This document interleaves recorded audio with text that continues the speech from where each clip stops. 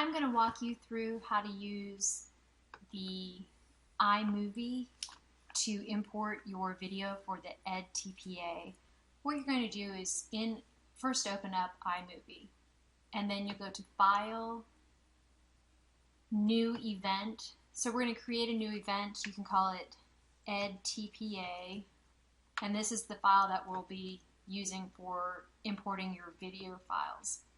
And the next thing we'll do then is import the media. If you have your camera hooked up to your machine, it'll automatically hook it up. And then over here by this area, you'll see no name, and that's where you will import it. Otherwise, you can come over here to import media, click on that, and then you'll see the list of devices. And over here by devices, you should see no name, which is the camera that you're using, or you can actually select something. I've already saved something on the desktop, so I'm going to pull that off, and then I'm going to import selected. If you have more than one to select, go ahead and select them all and then import them. You'll notice then that they go ahead and import, and you'll be able to edit them. Once you hook the camera in, it'll offer up the cameras that you have here built in and no name. Generally, the one you're using will be no name. Once you have that, then you can go ahead and click on that and import the files that you want.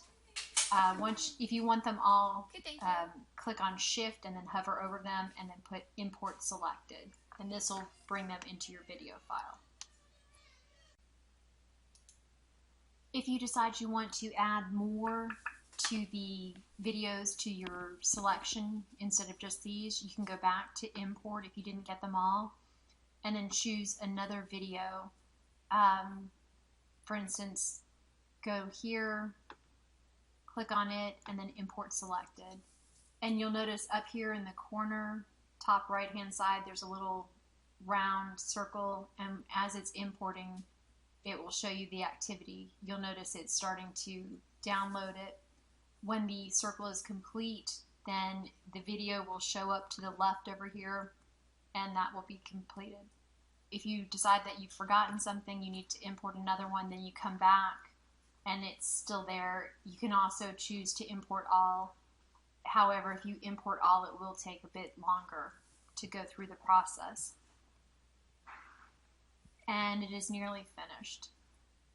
Once you get everything imported, then you're going to come up here and you're going to select File and Create Movie.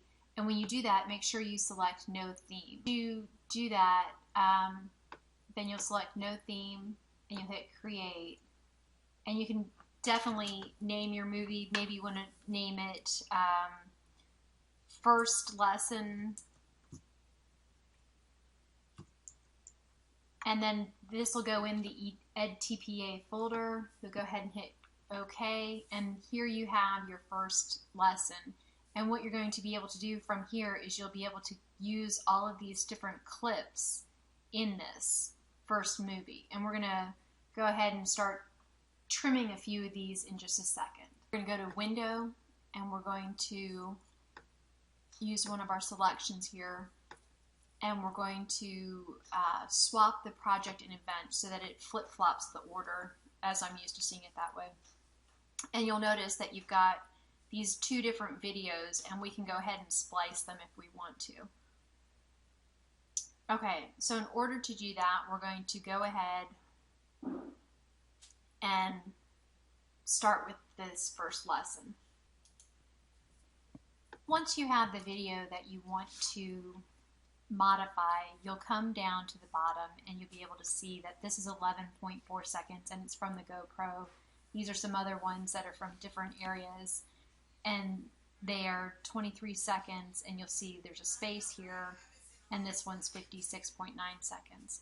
Take the one you want, highlight the entire section by holding down the cursor, and drag it up to the top here,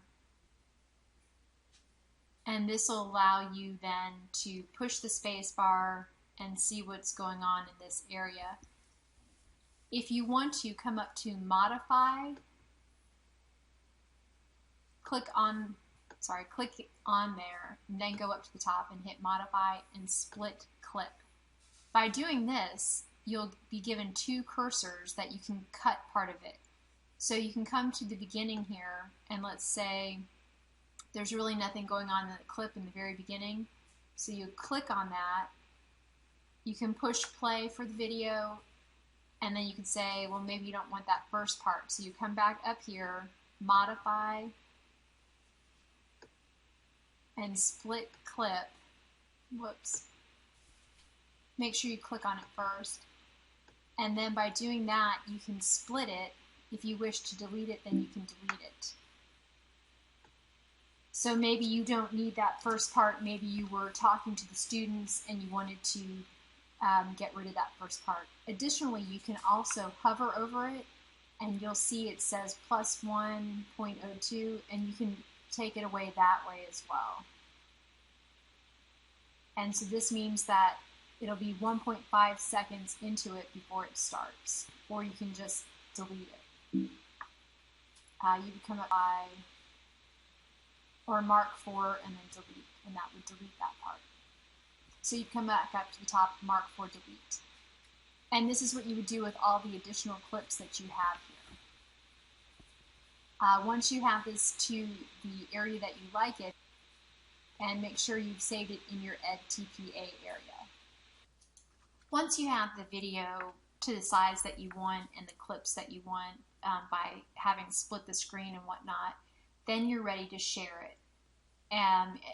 Assuming that you have trimmed the front and the end and whatever else you need. So you come up here to share,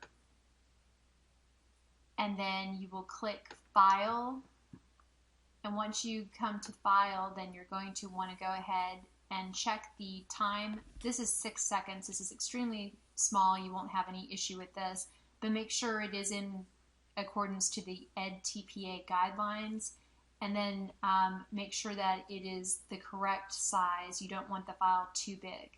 If you need to, you can always change it so it's smaller or larger depending.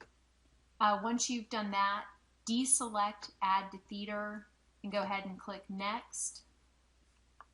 Change the title once, if you need to. Perhaps this is no longer the first lesson. And then where do you want to save it? Perhaps you want to go ahead and save it in your documents, or if you have your thumb drive in there, that's probably a good place to save it as well. And then go ahead and click Save. And at this point, you can check to make sure that it is either on your desktop or on your thumb drive, and then you're ready to put it in live text.